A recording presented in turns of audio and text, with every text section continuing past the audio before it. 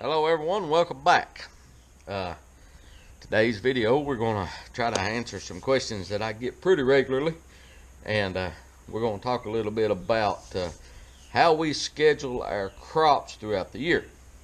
And as we get closer and closer to planting and transplanting time, this is getting more and more important. So it's becoming more and more relative, I guess would be the word I'm looking for. So the way we do that is middle of April we will start transplanting. Now we've got about 20 acres, approximately 20 acres of crop land that we will be using. And what we'll do is we look at dates of maturity of these crops. Okay?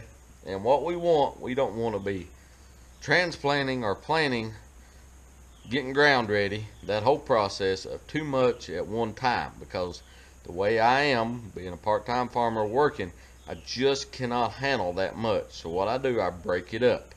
So we've got about 20 to 24 weeks of growing season, approximately.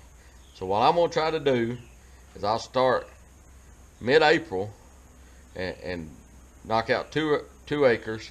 Into April, get another 2 acres. Middle of May, another 2 acres. End of May, another 2 acres. So forth and so on.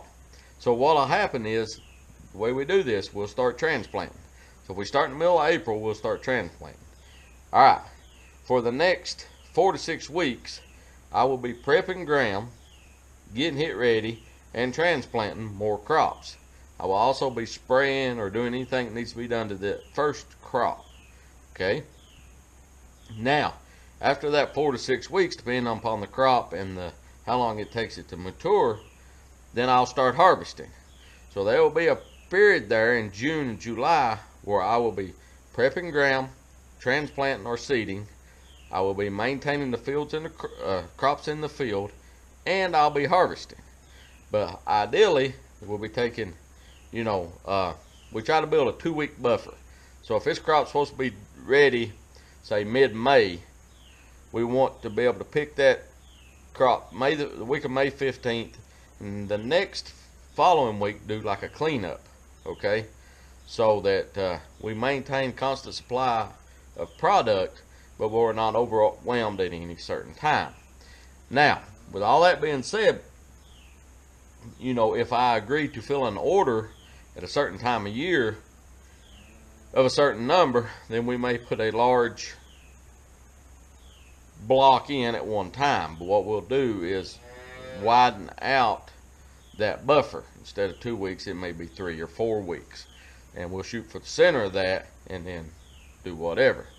Another way we do that, we may do so we got 10,000 transplants going to be ready middle of April.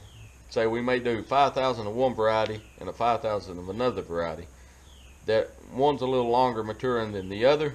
That way it'll also fill out that 2-week period of harvest. And then of course we have crops, a longer season crop like pumpkins, that somewhere there in June that we will be getting our other crops ground ready, seeding, transplanting, harvesting, and then we will add those long day crops in there too. Also, in the month of June, we'll be doing hay. So the month of June can get real brutal. But why we try to do that, and one thing I would recommend to any vegetable farmer, particularly small farmer, is throughout the year, produce prices will go up and they'll go down, up and down. Now there may be a trend to that. They may trend up all year, or they may trend down all year, but you'll have peaks and valleys. Okay? So if you try to time out to where you just hit the peaks,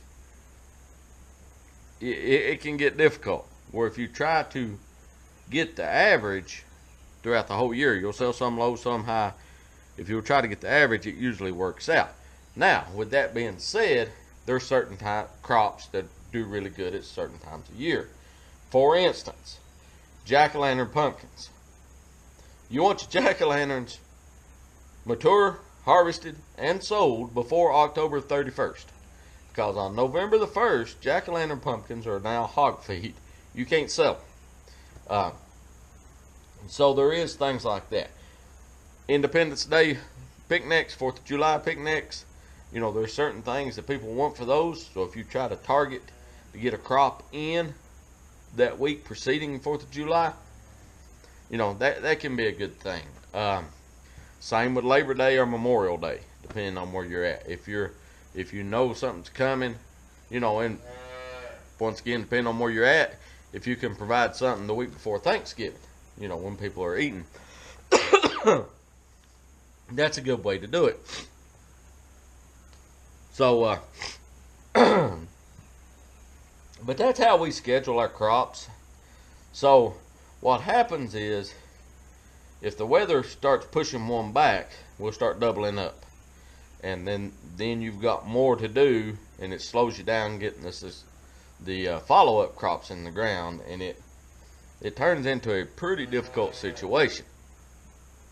You can hear Skippy the bottle calf having issues over there, but that's all right. He's wanting his bottle, but it ain't time for it. But that's how we schedule our that's how we schedule and plan our growing season. Does it always work out? No. Does it work sometimes? Sure. And that kind of keeps the workload tolerable. You don't kill yourself. It's just a long grind, which, you know, can be difficult enough. So I hope that helps a little, particularly if you're a farmer or looking to start a farm or whatever. But hope that helps a little bit. If you like us, like what we're doing, subscribe to us. Hit the subscribe button. It'll pop up toward the end of this video. And check out our other videos. We're about to get real busy, and there should be a lot more videos of us actually doing things.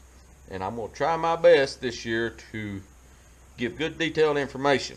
If you have a question, please ask it. I will try to answer it. By no means do I know everything about this subject. But anyhow, until next time, take care of yourself. Have a good day.